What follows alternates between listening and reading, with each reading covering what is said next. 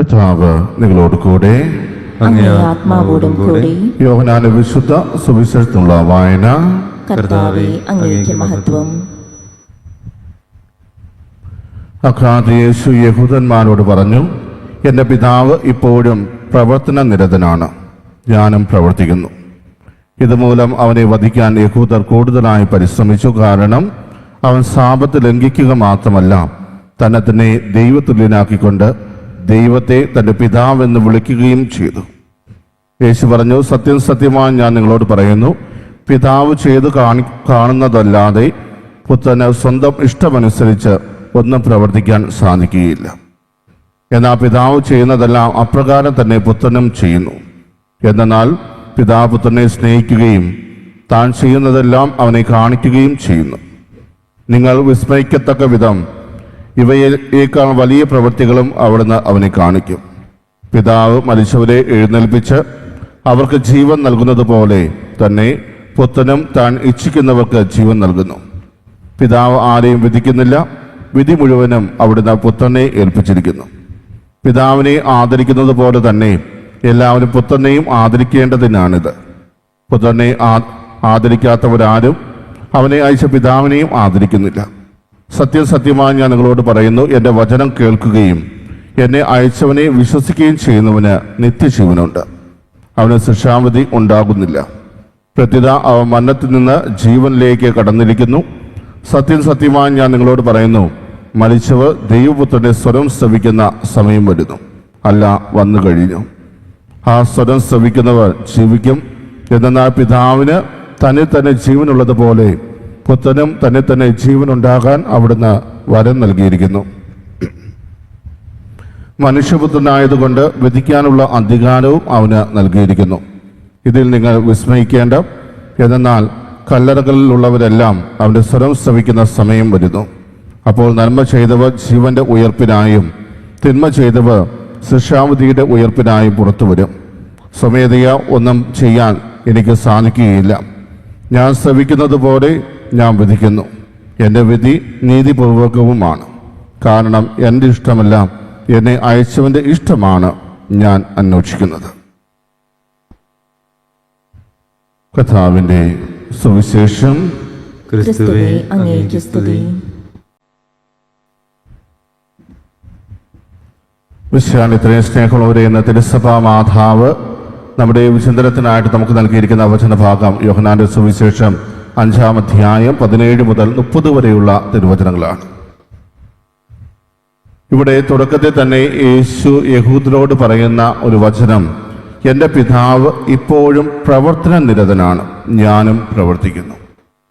എന്തുകൊണ്ടാണ് യേശു ഈ ഒരു വചനം അവരോടായിട്ട് പറയുന്നത്? ഇതിന് തൊട്ട് മുമ്പുള്ള വചനഭാഗം ഇന്നലെ നമ്മൾ വായിച്ചു കേട്ട ഒന്നാണ്. ബെത്സേദ കുളക്കരയിൽ കിടപ്പ് രോഗിയായിരുന്ന ആ വ്യക്തിയെ കർത്താവ് സുഖപ്പെടുത്തുന്നു, അതും ഒരു സാപത്തിൽ. ആ സാപത്തിൽ അവനോട് എഴുന്നേറ്റ് നിന്റെ കിടക്കയും എടുത്ത് നടക്കുക എന്ന് യേശു പറയുമ്പോൾ അവനെ സുഖപ്പെടുത്തിയതിൽ സന്തോഷിക്കുന്ന യഹൂദരെയല്ല നമ്മൾ അവിടെ കാണുക.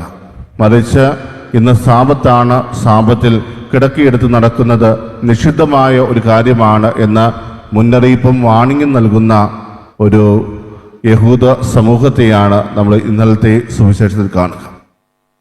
അതോടൊപ്പം തന്നെ ഇത് ചെയ്യാൻ പ്രേരിപ്പിച്ചത് ആരാണ് എന്നും അവർ ചോദിക്കുന്നുണ്ട്. യേശുവാണ് എന്ന് അറിഞ്ഞപ്പോൾ യേശുവിനെ അവർ ദ്വേഷിച്ചു എന്നാണ് ഇന്നലത്തെ വചനത്തിൻ്റെ അവസാനം പറഞ്ഞു വയ്ക്കുക. അതേ തുടർന്നാണ് യേശു യഹൂദരോട് പറയുന്നത്, എൻ്റെ പിതാവ് ഇപ്പോഴും പ്രവർത്തന നിരതനാണ്.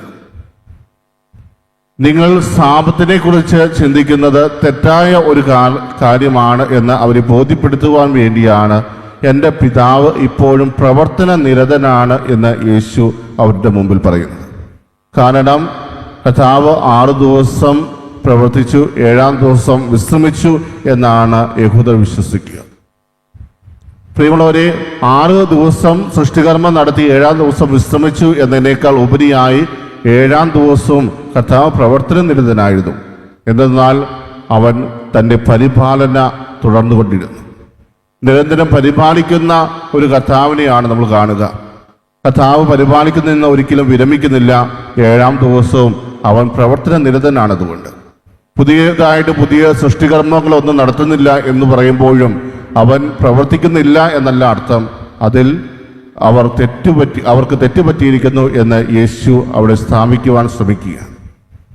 നമ്മുടെ കർത്താവ് എപ്പോഴും പ്രവർത്തന നിരതനായ ഒരു കർത്താവാണ്. ഒരിക്കൽ പോലും വിശ്രമിക്കുന്നില്ല. തൻ്റെ ഭക്തന്റെ മേൽ നിരന്തരം അനുഗ്രഹങ്ങൾ ചൊരിഞ്ഞുകൊണ്ടും അവർക്ക് വേണ്ട കരുതൽ കൊടുത്തുകൊണ്ടും അവരെ പരിപാലിച്ചുകൊണ്ടും നിരന്തരം പ്രവർത്തന നിരതനായി ഇരിക്കുന്ന ഒരു ദൈവമാണ് നമുക്കുള്ളത് എന്നാണ് പറയുക.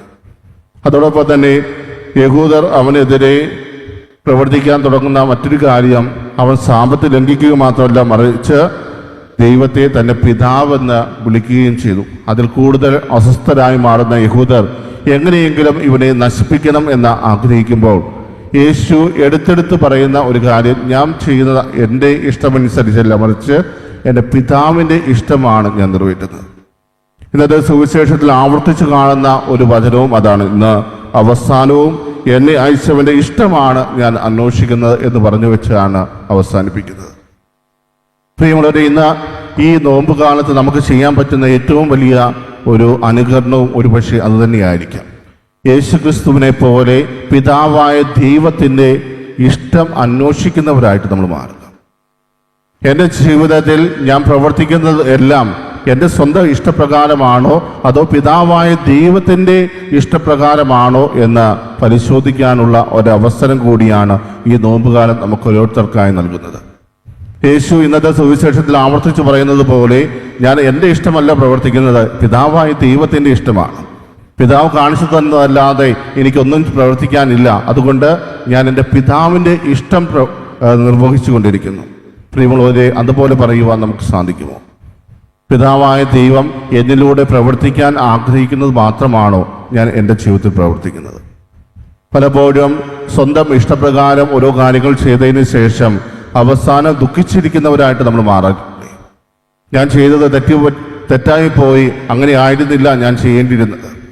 എൻ്റെ സഹോദരങ്ങളോട്, എൻ്റെ അയൽക്കാരോട് ഞാൻ പ്രവർത്തിക്കേണ്ട രീതി ഇതായിരുന്നില്ല എന്ന് പറഞ്ഞ് പിന്നീട് വേദനിക്കുന്ന ഒത്തിരിയേറെ മനുഷ്യരെ നമുക്ക് കാണുവാൻ സാധിക്കും.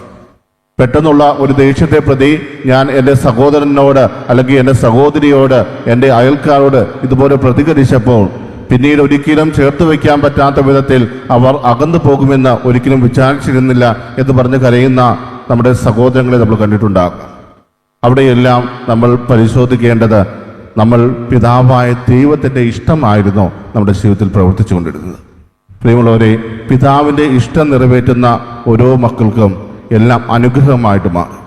പിതാവിൻ്റെ ഇഷ്ടമനുസരിച്ച് പ്രവർത്തിക്കുന്നവരുടെ ജീവിതത്തിൽ ദൈവം എല്ലാം അനുഗ്രഹത്തിൻ്റെതാക്കി മാറ്റുന്ന ഒരു കാഴ്ച നമുക്ക് കാണുവാൻ സാധിക്കും.